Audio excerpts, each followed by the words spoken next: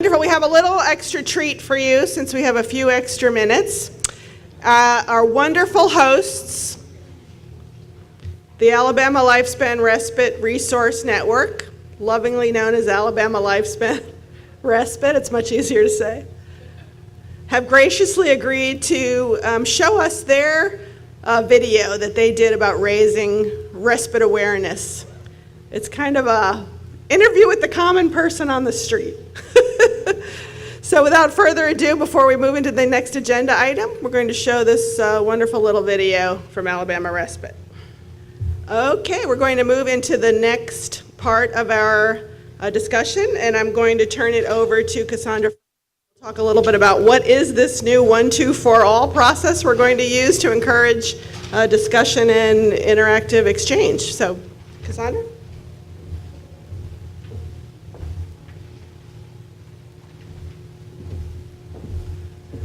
Thank you, Jill. Can you hear okay? Generally, I don't need one of these. Dorinda and I have that in common, I think. You will have in front of you white sheets of paper. Some of them have a bar across the top. That doesn't matter. They're all the same. And you will also have pink sheets of paper. So we were able to pass one out to each at some of the tables, and other tables just have them all globbed together. So I would really like it if you could make sure that each of you have at least one of each. And there are also some index cards, but just leave them for the time being. We'll be dealing with those later. This is from this activity I learned about 6 months ago. It's from a book called Transforming Structures. And I don't know if anyone's heard of it before, but it really worked for the groups I've worked with in coming up with good ideas relatively quickly. This is a fast-paced activity. And we're going to look at 2 questions this morning.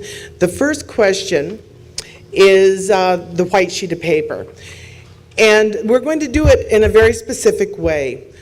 The time periods on this are wrong, because we changed the agenda at the last minute.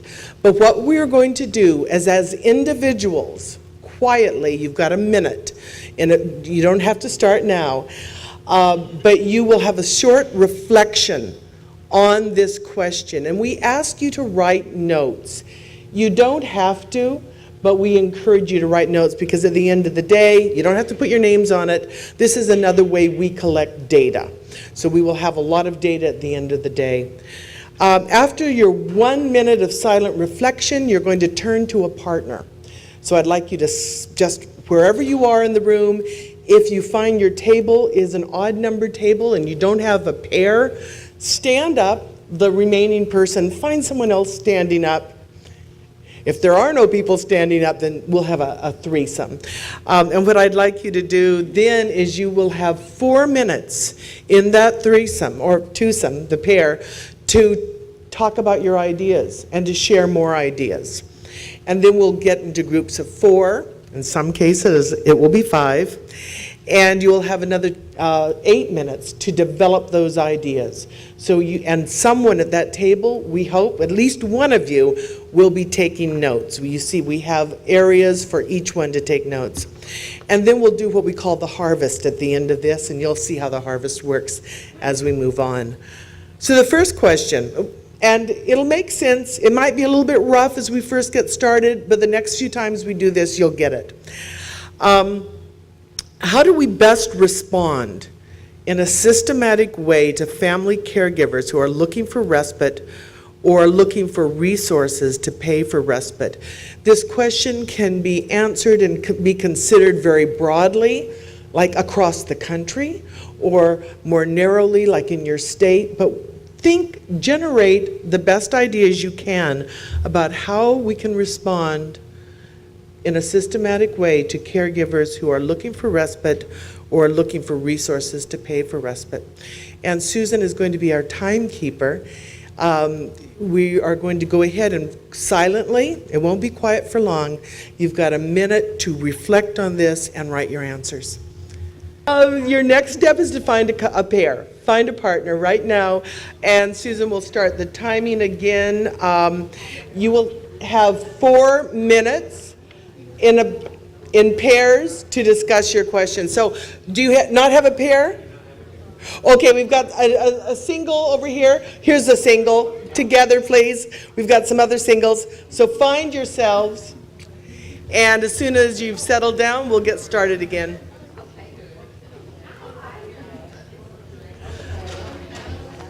They're good. Okay, are you ready? You have 4 minutes this time. You are now going to move your lips more. I hear them. Anyway, what we're going to do now is move into groups of 4. The timer just went off. In the groups of 4, there will be a few groups of 5. I see 5 over here. Stay there. Okay. And what you're going to do is share with that group of 4 your reflections and see if there's any general agreement. You don't have to come to consensus, but let's hear all of the thinking. You will have 8 minutes for this. If it looks like the conversation's dwindling, we might cut it back to 6, but let's get started in your smaller groups, or the groups of 4. So you may go ahead and start. Going to come up with 1 per group, 1 idea. So within the group, you're going to have to choose a spokesperson very quickly, and usually it happens by nodding at one another. But 1 idea. We don't, and then we'll go to the next group of 4. So 1 big idea that came out of your discussions. May I start over here? This was the big table, so you only have 1. Yes, here we go. Well, we had 6 people at our table, and we had 6 different ways to answer the question because we all define systems differently. So it's hard to pick 1 idea since we're talking about a number of different systems. Very good. So one thing is we probably need a definition of systems, and that would work. It fits in with the Lifespan Respite Program. Systems. Okay, thank you. This table, hey. Thanks. I think one of the things that was our main consensus point is making sure that the information about respite options and how they're funded is as widely available and as easily available as possible. And the place where we really seem to come down to is having that information available in one centralized location, 1 phone number, 1 place. And whether that is a button on a website for caregivers or a partnership with United Way 211 system or part of your ADRC or No Wrong Door network in your state, whatever way that functions, that is probably the most effective way to make it easy for people. Thank you. Over here, do I have 2 groups or 1? 1, okay. What? This lady just did ours. Oh, she just did it. Do you want to add to that at all? Or do you have a second? Literally a one-stop shop. Okay. And what she just said was that's exactly what we're talking about, a one-stop shop. And this reminds me, every now and then I get people who phone me from any state, and they say, I don't know if you're the right person to talk to, but I am caring for my sister who has whatever. And she'll be from a certain state, and it's wonderful when I can refer them to a coalition, or I can have a good referral. But quite often they say to me, I have phoned so-and-so and so-and-so and so-and-so and my caseworker and da-da-da. And by the time they get to me, they're exhausted. If they didn't need respite before they started looking for respite, it would be too late. Okay, this table. Oh, I'm so sorry, you did. You were the one who got us started on this road. Here. So similar to other groups, we also determined that there's a huge need to have a singular universal referral site, phone number system that serves all ages, all different types of special health care needs, and just really having that one-stop shop, trying to connect all the different resources that seem to do that in their own little niche. I have a feeling this is going to be repeated a few times. Did anyone come up with some ideas about how that could happen? hold on to that thought. Oh, okay, here, same table. I think that the concept of a no wrong door works. The problem that doesn't work is the system, and that we haven't come up with a good system. We haven't come up with a way to overcome the barriers between, and it's not just respite. It works different ways coming into the systems, different systems, and making them work together. And I think one thing that would be good is if from the national perspective, or if some state would take it on as an initiative to, most states are ADRCs or in the No Wrong Door projects. They're going to be more and more because of CMS.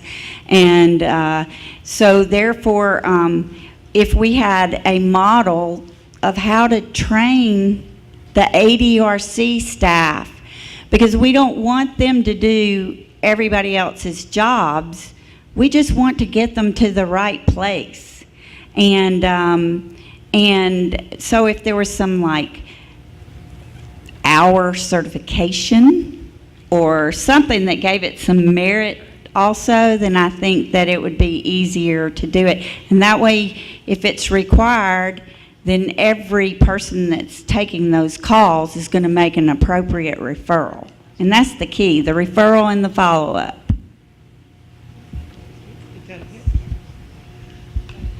We also talked about maybe rethinking what the system, which was really interesting to really bring in more of a cross-sector approach, including some of these trust centers like faith communities, even hair salons, wherever folks are, because it's the word of mouth that really feeds people to the traditional system, you know, for information, and they've got to trust the source. So go to your ADRC. Well, that's only going to work if the caregiver trusts the source, and if it's the hairdresser or the restaurateur, that they have a relationship, or the minister or the rabbi. I think that's important. We also talked about corporations and the EAPs being trained in terms of where resources lay. But anyway, we talked about the system more broadly and this notion of trust within and beyond the existing system. Did you want to add anything? Thank you. This table, here we go. We started out, number one, with listen to them, because we're all so passionate about what we do that sometimes we just need to stop and listen first. And then following that, kind of to tag on to what you said about corporations, HR and relationships with HR professionals and with businesses, maybe attend an HR conference. And maybe one step further is ask if there's a match, if we can develop a match program through those corporations and businesses. So if $100 is put up for respite, maybe they'll match it.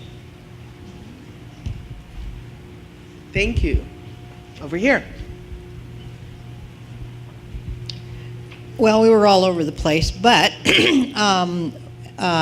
also having a trusted source of information. But prior to that, appreciated the videos and what they again teach us about people identifying as a caregiver first, and also understanding respite. And so more information upstream, or maybe this is downstream, to actually get people to the point where they're ready to call anybody is part of the process. This table? So we came up with the apparently not so novel idea of a one-stop shop. But related to that, talked about how in an ideal world, like the Lifespan Respite Program, originally intended, it would serve regardless of age or disability. And I know that's everyone's goal, and it's largely resource-driven that we can't get there, but that's just a really important part of the whole program. And also touched a little bit on, how to get the one-stop shop out there, and talked a little bit about utilizing social media for that, since that's where a lot of people are these days. So. And we too talked about the one-stop shop. In Maryland, it's the MAP, the Maryland Access Point. In New York, it's New York Connects.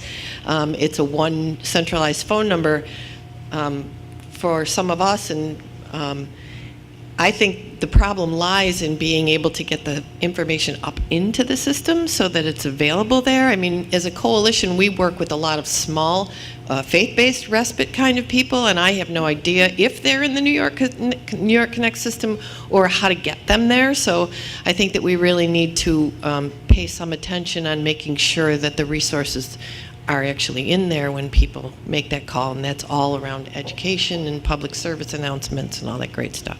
Anything else? I was just going to mention, because I don't think anyone touched on the paying. Nobody really kind of talked about the paying for respite, and something that we just really focused on too was it would be really nice if it was a benefit through health insurance. I think all around it would just save money for the caregiver and making sure that, you know, they're not getting burnt out and they're not having additional costs for their own health care with getting sick. So it just would really be nice with the focus on managed long-term care that we would see some benefits for caregivers getting a break. Thank you. Thank you. Over here. So we also came up with the idea of having a hub website or phone number, as pretty much everybody else did. Also increasing caregiver self-advocacy so that we can learn a lot from them in what respite means for them. Increasing public awareness. These ladies had mentioned really reaching out to employers in our communities, getting them on board with us. And really focusing on how to train our ADRC staff, making sure that we can maybe concentrate on that model. So that's kind of what we came up with. Did I get every group? Okay, great. It sounds like we have a very clear theme, and that theme is the one-stop shop, the hub, where everyone can get information. But I also heard about some challenges related to funding, so we can tell them where to get respite. I'm so with you on the insurance companies, and that I think has to happen. And then the other issue that I heard touched on is the whole idea is keeping that information current, and how do we get the information out there so that that one-stop shop leads to a solid referral rather than more runaround. So that was very good. What I'd like you to do right now, you're going to hold on to those papers. We'll collect them, and we will certainly look and see if there are any new ideas. And Jill had something? Jill has a question. Here you go. I hope this doesn't stimulate too much more discussion, but the definition of lifespan respite in the law is actually a coordinated system of community-based respite for family caregivers caring for children and adults. And that is supposed to be the #1 mandatory use of funds in your grant. And I would like to get a sense from the grantees here, how many of you think you are doing that currently and why? Or if you're even close to that. Is that too big a question? Can ACL leave the room? Close your ears. Let's hear a few responses. Who would like to respond?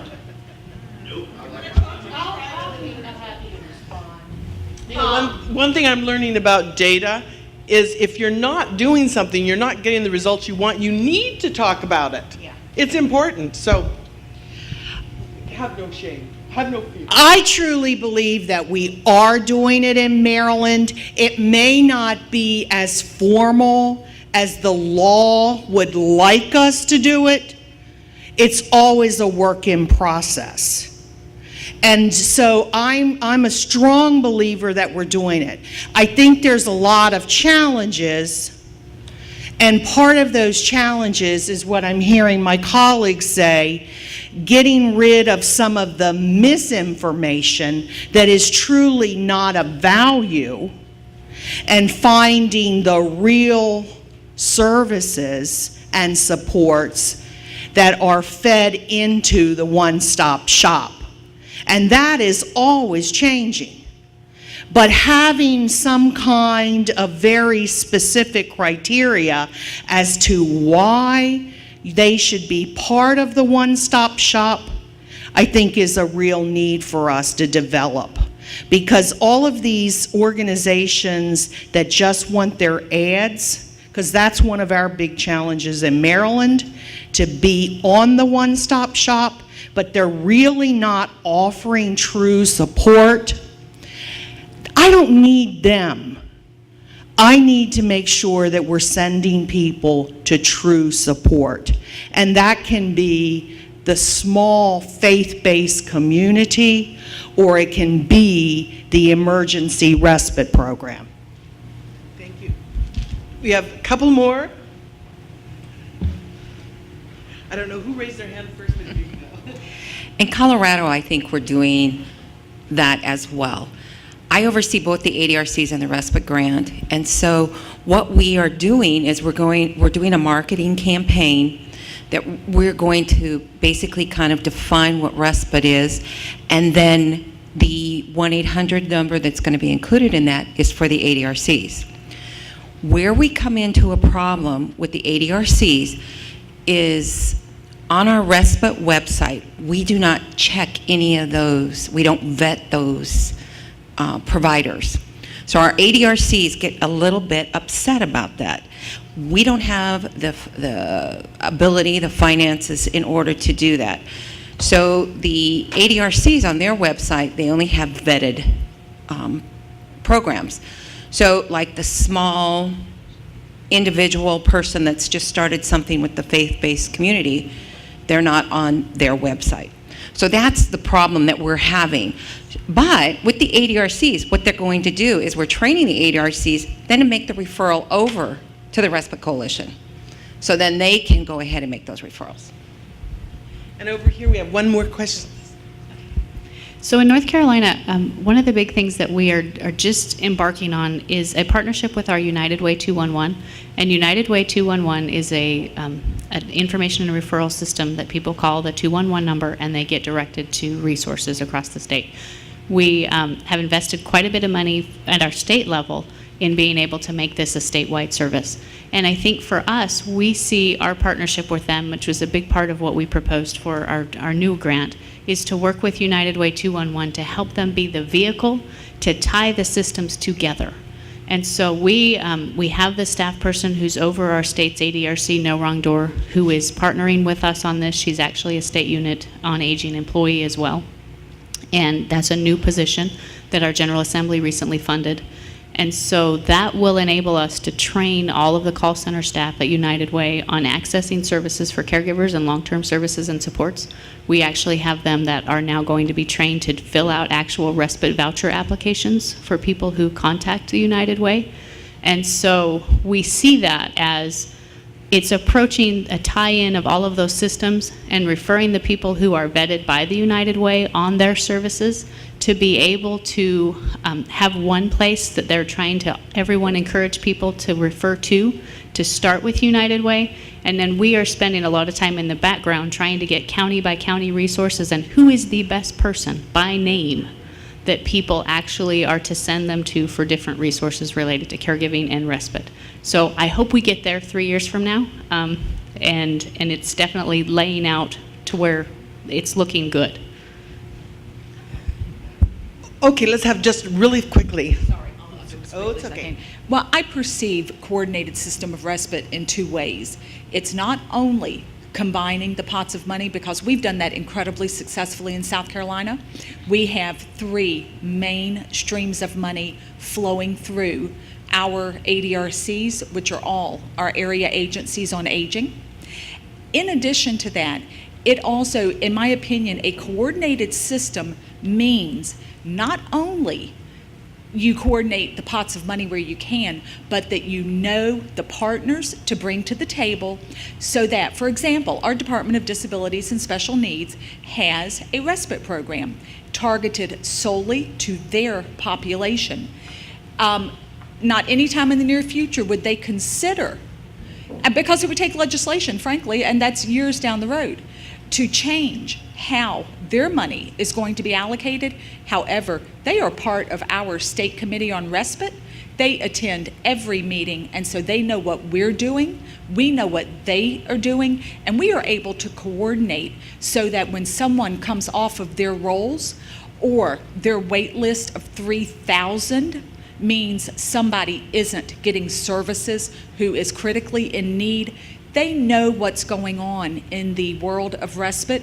So for me, it's a twofold proposition. It's not just, are we making it easier to access the funds, which we are? It is also, do we have the right stakeholders at the table so that everybody knows what's going on? And this is where, when I say our landscape has changed fundamentally in South Carolina since 2009, that State Committee on Respite has been a part of year one of our very first Lifespan Respite Grant, and it has changed how we do business. Thank you. Thank you. Hi, I'm Cindy from Arizona. I wanted to tell you that the Arizona Caregiver Coalition does an excellent job working with the elderly.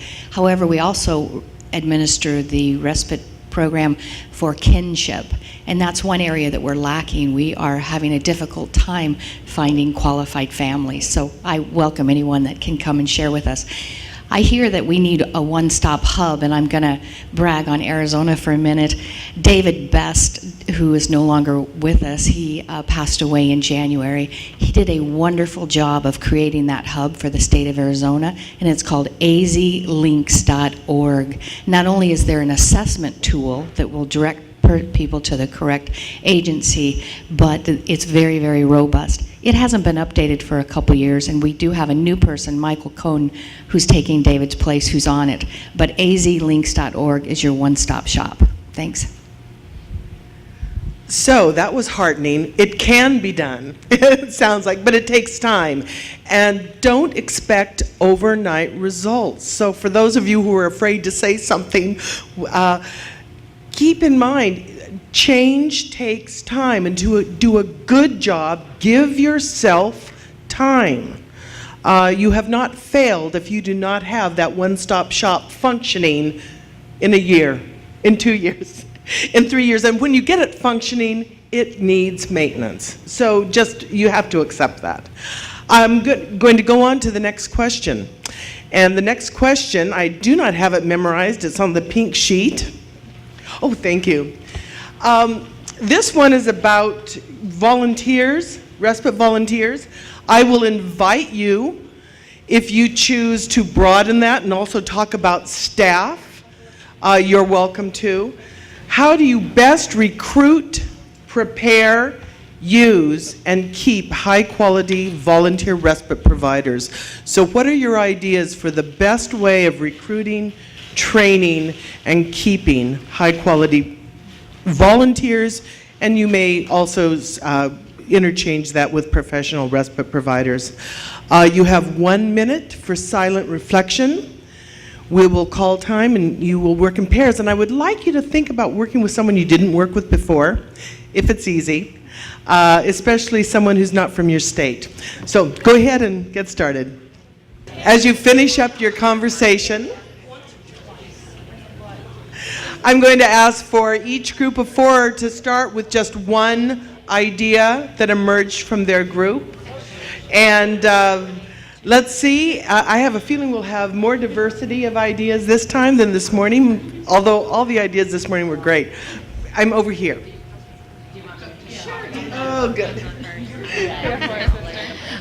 We just talked really about, that one of the challenges with volunteers is time with managing them. And so I think that although many staff see the importance of utilizing volunteers, taking on that commitment, kind of scares them because they already feel stretched with their time.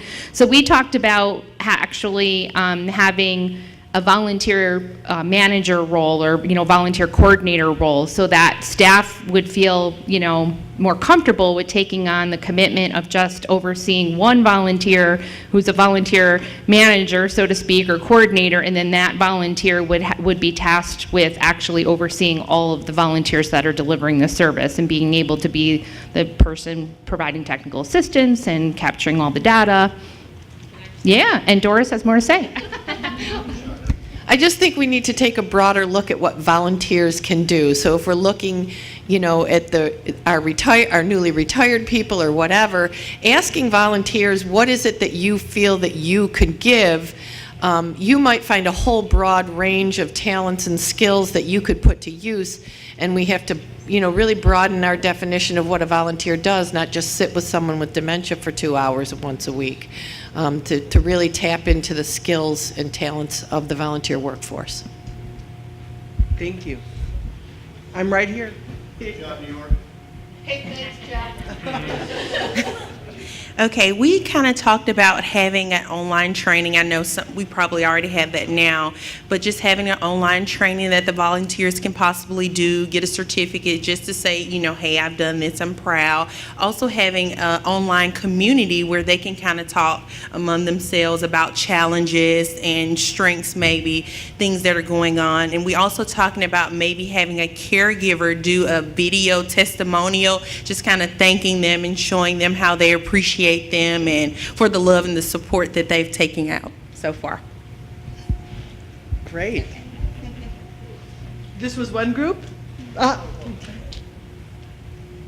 know how I got this job. You got it. Well, only one of us has experience with these things. Of course, we're using our imaginations, but the one with experience suggested, at least in terms of recruitment, VOTEC programs where people are going through CNA training and need service, that would be a good place to recruit. Thank you. Here we are. She's done it once. Is that enough? So we were kind of all over the place. We were talking about our state, Washington. We don't use volunteer providers. We only use respite provider agencies. So every agency or program that we have is contracted with us. So this was a different kind of question for us, but we were thinking more in the line of if we could possibly do kind of the train the trainer with volunteers and then send them out into our community or our state or states and really connect with respite providers or maybe the vocational schools and really educate them on what respite is and give them some feedback from the caregivers and what's working and what's not working. And that's kind of what we came up with. Thank you. Thank you. I'm hearing a lot about training. I'm hearing a lot about web-based training and getting the word out. That's very important. Here we go.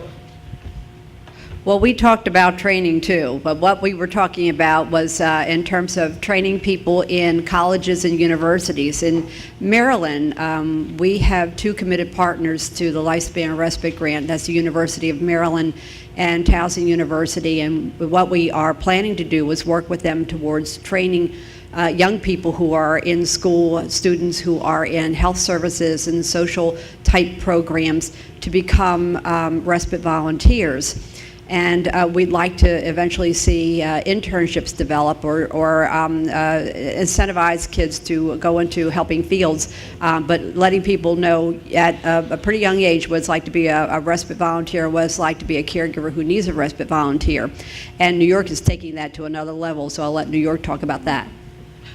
Well, our leadership is, I know. Hi, Jeff. But using the REST model, and I think that's where Doris's vision has come from, so that across the state, if I'm in Western New York, my mom needs help in Utica, which is in the center of the state, and I contact an agency, they say our volunteers are REST trained, I'm going to know what that means. So that consistency and that level of training is going to be huge for us. And volunteers can then, go to different agencies and say, I've already got this level of training, we'll come on and let's get you started. So it's going to remove a lot of obstacles, I think, having that consistent training across the state. Thank you. I think I've been on this side of the room. I'm moving over this way. Did I stop with you guys? Yep.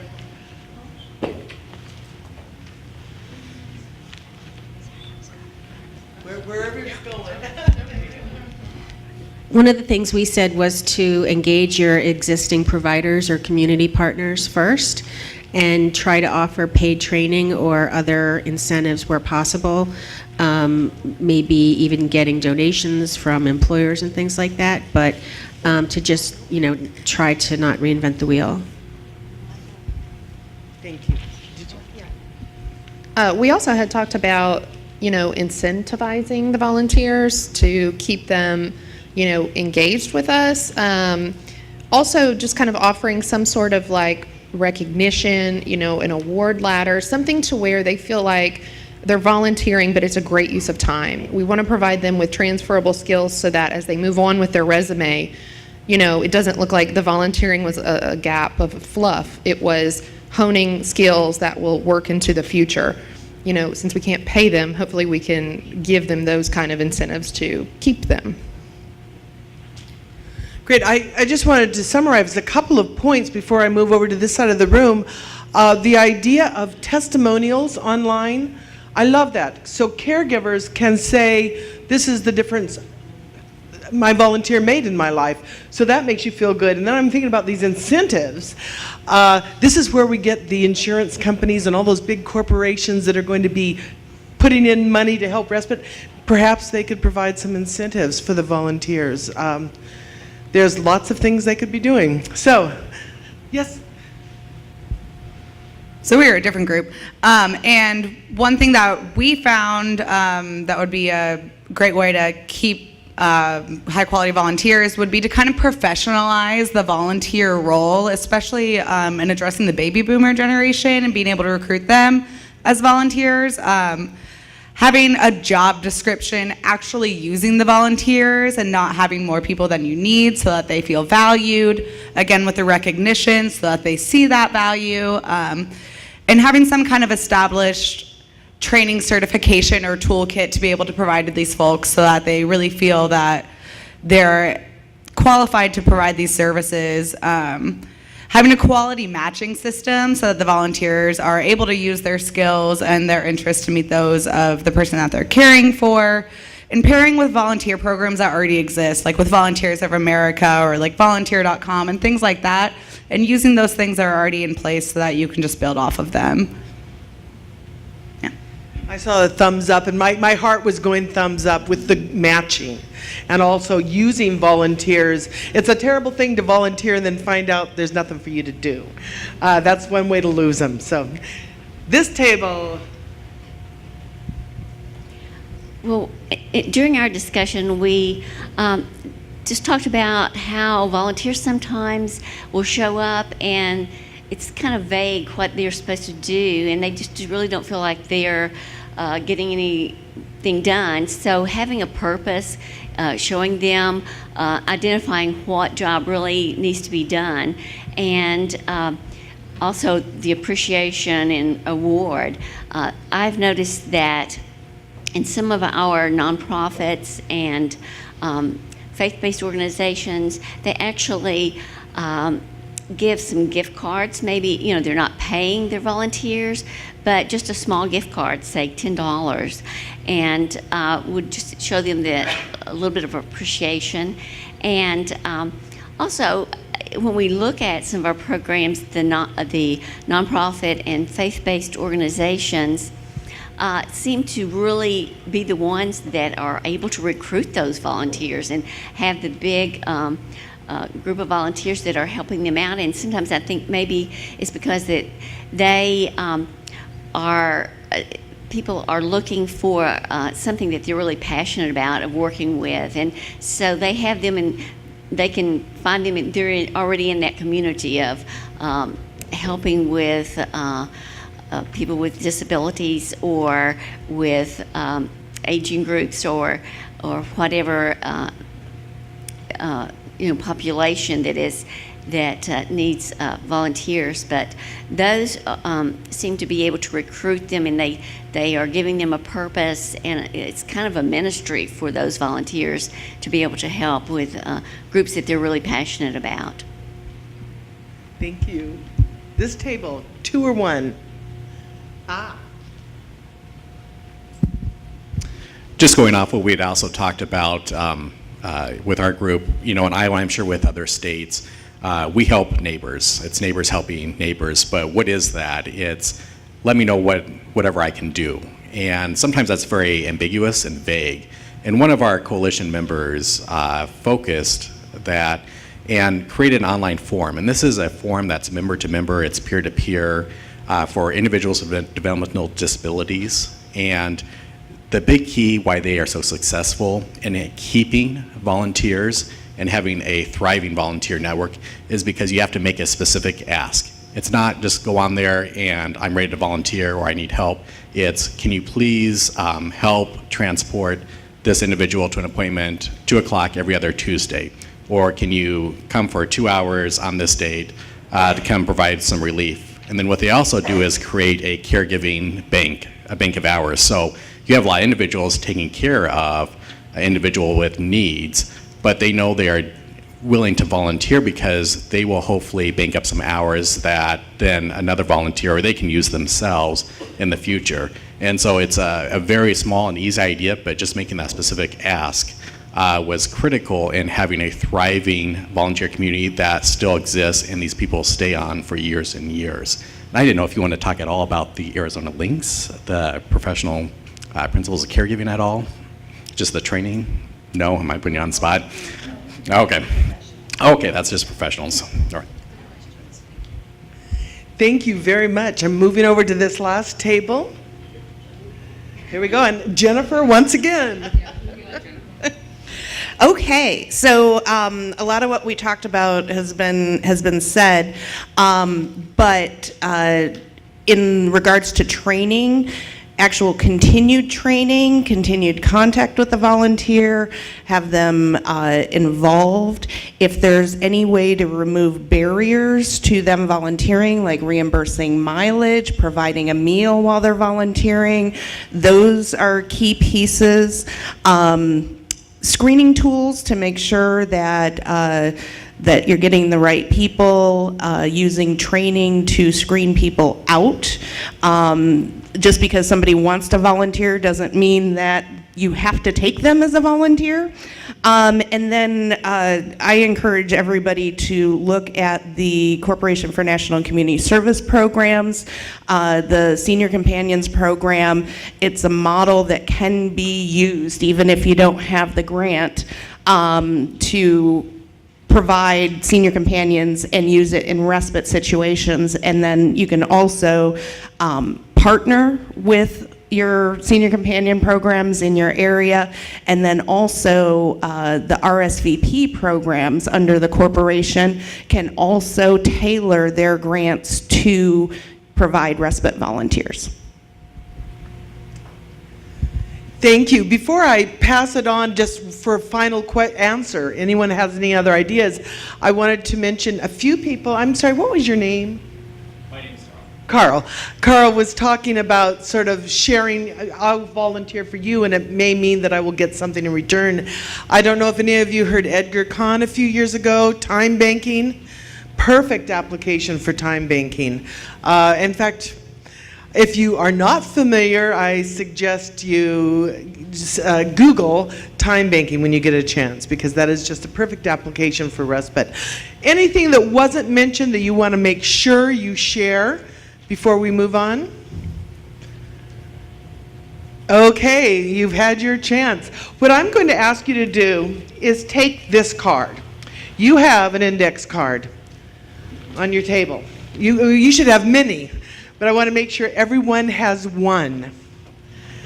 And for this activity, you're going to be writing something, and then you're going to be moving around the room. So make sure when you move around the room, you have a pen. If someone doesn't have a pen, raise your hand. I'm not going to give you one, but I'm going to ask someone to loan you one. I only have one pen, and I think it's already been lost. So hopefully you're going to have a pen. This afternoon, we will be talking about research. And where is my question? Okay, it's gone. We're going to be talking about research.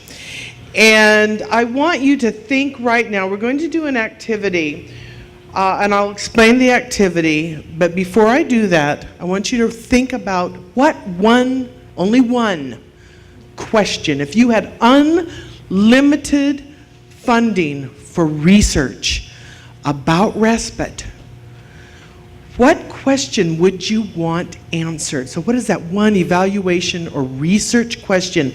So when you are out in the field and someone says, why should I fund respite? What good does it do? You can say with authority, because, and you will be able to answer that research question. So now, by the way, we don't have unlimited funding. This doesn't mean any research, but we want to get an idea of what you would want to know about. You only have one. What would that one research question be? Okay? So I'm going to give you a minute to write it down. Take your pen with you. And I'll explain how you do it. You're going to start walking around the room with your question. And when you pass somebody, I'm going to just kind of show you how it works. For example, if I pass by Ray, he takes my card, I take his card. We're not going to read them. We don't have to read these. You're not going to have a chance. That's your question. I stole it from you. So I pass by Jennifer, and Jennifer does this. We're already started. I pass by you. We're not reading them. What we're doing is we're mixing up these cards in the room. The reason I want you to have your pen is after you spend a little bit of time, maybe 30 seconds, passing these cards around and shuffling them, you're going to read the question. And then I want you on the back of that with your pen to give a number between 1 and 5. 5 is, wow, I'm really with this. This is very important. I want to know about it. 1 is, yeah, it's okay, but I don't know if that's pressing to me. So we're going to be scoring it eventually. So what I'm going to do right now, and we're going to do that 5 times. So there will end up being 5 numbers in the back of the card. Okay? So what I'd like you to do, any questions about that? You're going to stand up now and start walking around. I'll stop you. Back, I would like you to write a number between 1 and 5.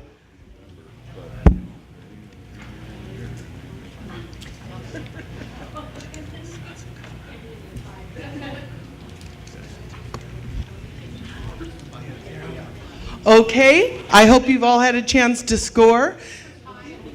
5 is high. Bigger is better. Look at me. Anyway, start spreading those. If you accidentally get your card again, you can trade with someone. Here you go.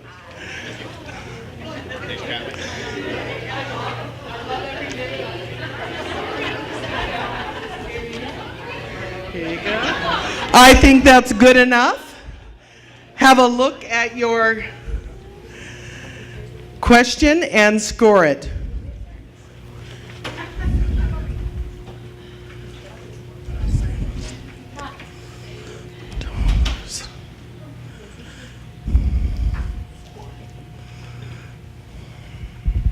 Okay, has everyone scored? In that case, start the circle going.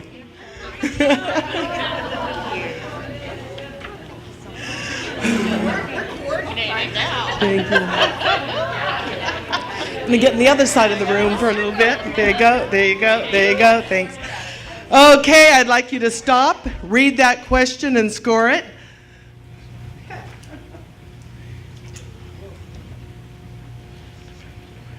Oh, great.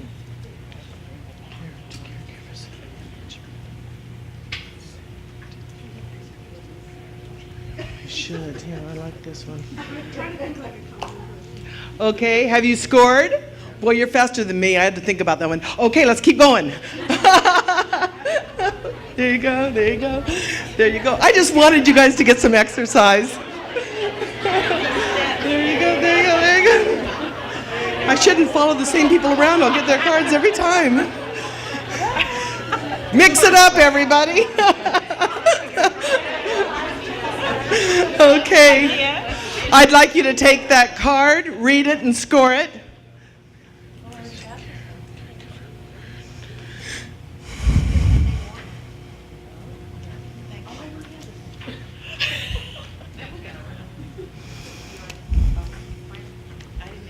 Okay, keep going. We've got 1, 2, 3. One last shuffle.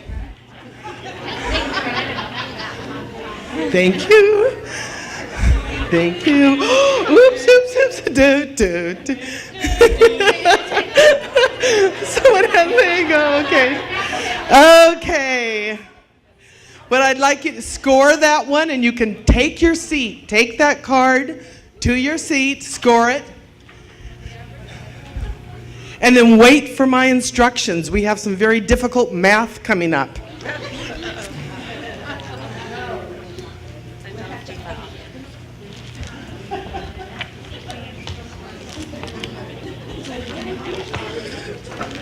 Okay, now the challenge. You will add 5 numbers together. I hope you can do it, and if you can't, you're going back to elementary school. So please add those 5 numbers together.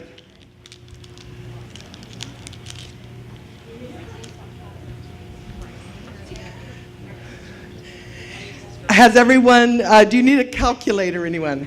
No? Okay.